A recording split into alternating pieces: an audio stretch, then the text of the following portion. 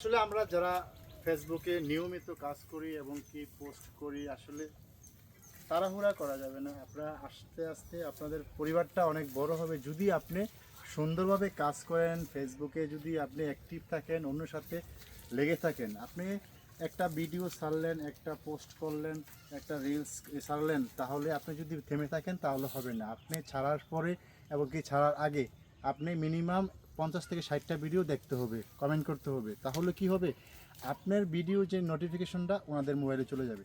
তাহলে যদি আপনি এইভাবে কাজগুলো করেন তাহলে আপনার আইডিটা বড় হতে ইনশাল্লাহ সময় লাগবে না। আরেকটা জিনিস বলতে, আমরা যখন পিকচার উঠাই, পিকচার ওঠার সময় আপনার একই দার্সে উঠাবেন না, এখানে একটা উঠাবেন, ওখানে একটা উঠাবেন, বিভিন্ন মানে থিম নিয়ে উঠাবেন। তাহলে কি আপনার পিকচারটা ফেসবুক ধরতে পারবে না যেন আপনি একই পিকচার বারবার দিচ্ছেন। আরেকটা জিনিস বলতে, ফেসবুকে যেই আমাদের গাইডলাইনগুলো প্রতিনিয়ত আপডেট দিয়ে রাখবেন। আপনার ফেসবুকটা আপডেট দিয়ে রাখবেন, নতুন নতুন ভার্সনগুলো পাবেন। তাহলে কি হবে, আপনার ভার্সনগুলো দেখে এবং কি ভার্সনগুলো শুনে এগুলো উপকৃত হবে। আপনার কথাগুলো যদি একটা শুনে, একটা থিম, একটা যদি সেন্টেন্স শুনে যদি উনি উপকৃত হয়, আপনার কাজে যদি উপকৃত হয়, তাহলে আপনার জন্য ভালো হবে, ওনার জন্য ভালো হবে। আরেকটা জিনিস কি, ফেসবুকে এসে তাড়াহুড়া করা যাবে না। তাড়াহুড়া না করে আমরা আস্তে আস্তে সুন্দর করে ভিডিওগুলো করি, সুন্দরগুলো থিমগুলো করি এবং কি আইডিটাকে আমরা যত্ন করি। যেমন একটা গাছের চারা লাগাইলে যেমন আমরা গাছটাকে যত্ন করে ফলের আশায়, এবং কি আইডিটাকে আমরা ফলের আশায় করে আমরা আর্নিংয়ের জন্য কাজ করতেছি। যেখানে যাবেন সুন্দর সুন্দর করে ভিডিও করবেন, পিকচার দিবেন, লং রিলস দিবেন, টেক্সট দিবেন, মাঝে মাঝে লং ভিডিওগুলো দিলেন, বিভিন্ন কিছু বিষয় নিয়ে, ফেসবুক বিষয় নিয়ে কথা বললেন। এভাবে যদি আমরা প্রতিনিয়ত কাজগুলো করি এবং কি সুন্দর করে ভিডিও শর্টগুলো নিতে পারি, তাহলে আপনার ভিডিওগুলো ফেসবুক সাজেস্ট করবে।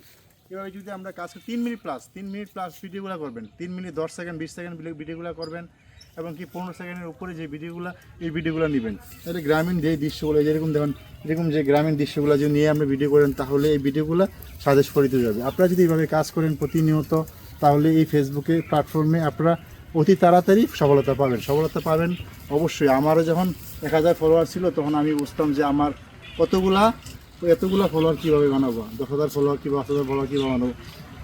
আলহামদুলিল্লাহ, আপনাদের দোয়ায় আমার 10,500 ফলোয়ার, আপনাদের ভালোবাসায়।